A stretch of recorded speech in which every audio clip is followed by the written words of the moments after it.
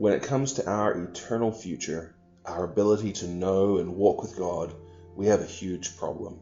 Namely, we all have sin. We are all imperfect, and God is perfect. How can we approach a holy God in our sinful state? But what exactly is sin? Sin is breaking God's rules. We don't set the rules by which we approach God. God sets the rules because He made us. Unfortunately, sin has consequences.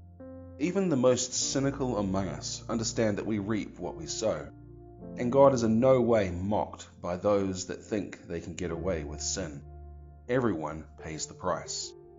We try to compare ourselves to others by saying, "Oh, they're so much worse than me," or "I'm not that bad," or "I'm a pretty good person."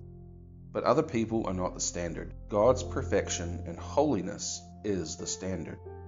When compared to that standard, we are all worthy of the payment for our sin, which is death and hell. God cannot excuse sin. He can't just overlook it. He can't just say, "Well, that one doesn't count." Being just is a part of His character. To overlook our sin and just let us into heaven is not possible based on who He is. And we cannot save ourselves.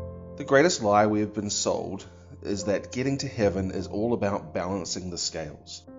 But we all know the reality is that doing good never actually erases the bad that we have done. It is still there and still needs to be paid for. And you might say, "But I don't like that payment for my sin." Well, there's the good news, that Jesus paid the price for us. The sinless Son of God died not for His sin, but for ours. He knew who we were. He knew us at our worst, and even at our best, He knew we were still sinners. Yet He still chose to die for us. Salvation could then be offered as a gift. Think about what a gift is. If you're going to keep a list of rules or try to balance your moral scale, you're not receiving a gift. You're working for a reward. But heaven is a gift, not a reward or a payment. This is because a gift is paid for by the giver. It is not worked for or earned. You do not get good enough to deserve God's grace. Instead, salvation is given to you because Jesus Christ already paid the price for you. To be saved, you must receive the gift. There is no magic prayer or special spiritual formula of words that you must say. Not a single person in the Bible got saved while saying the same thing. But there is always a belief and trust in Christ that is verbally expressed. Believing in your heart and saying so out loud.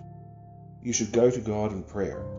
If you realize that your good works cannot save you, that Jesus Christ died, was buried, and rose again, that His sacrifice is enough to pay your sin debt, and that you now put your trust in Christ alone for your salvation. If you have any questions, or you would like to talk about this further, please get in contact.